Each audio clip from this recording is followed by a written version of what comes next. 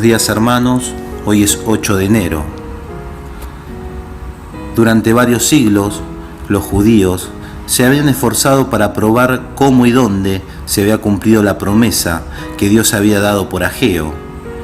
Pero el orgullo y la incredulidad habían cegado su mente de tal modo que no comprendían el verdadero significado de las palabras del profeta.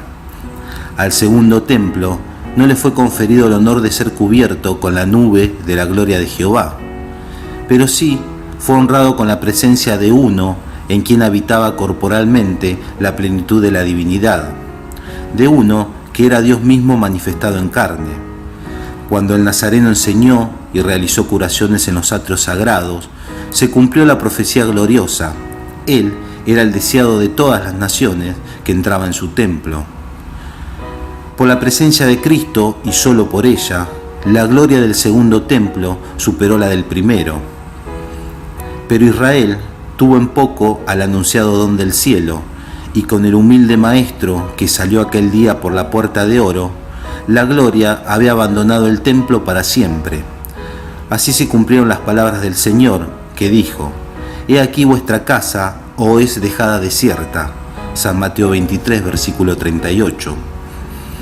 Los discípulos se habían llenado de asombro y hasta de temor al oír las predicciones de Cristo respecto de la destrucción del templo, y deseaban entender de un modo más completo el significado de sus palabras. Durante más de 40 años se habían prodigado riquezas, trabajo y arte arquitectónico para enaltecer los esplendores y la grandeza de aquel templo.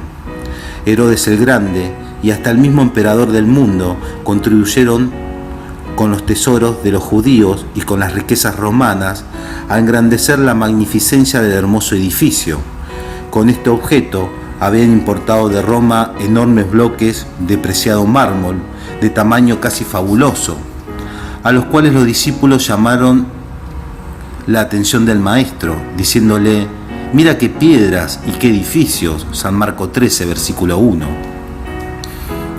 Pero Jesús contestó con estas solemnes y sorprendentes palabras: «De cierto os digo que no será dejada aquí piedra sobre piedra que no sea destruida». San Mateo 24, versículo 2.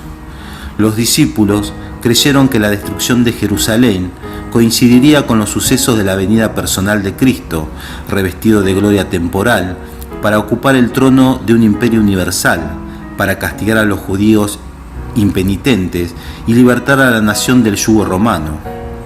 Cristo les había anunciado que volvería, y por eso, al oírle predecir los juicios que amenazaban a Jerusalén, se figuraron que ambas cosas sucederían al mismo tiempo, y al reunirse en derredor del Señor en el monte de los Olivos, le preguntaron: «¿Cuándo serán estas cosas?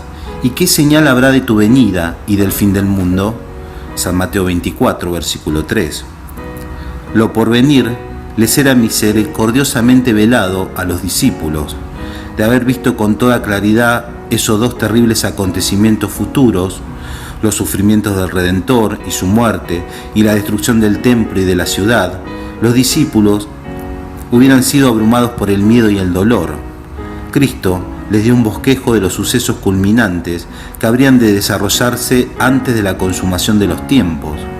Sus palabras no fueron entendidas plenamente entonces, pero su significado iba a aclararse a medida que su pueblo necesitase la instrucción contenida en esas palabras. La profecía del Señor entrañaba un doble significado. Al par que anunciaba la ruina de Jerusalén, presagiaba también los horrores del gran día final.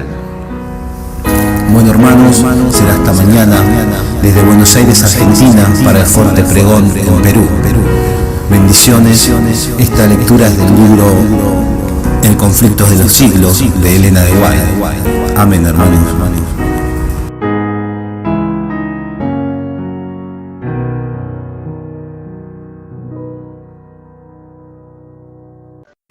Esta fue una producción del Ministerio Laico de Sostén Propio Radial Fuerte Pregón de Lima, Perú.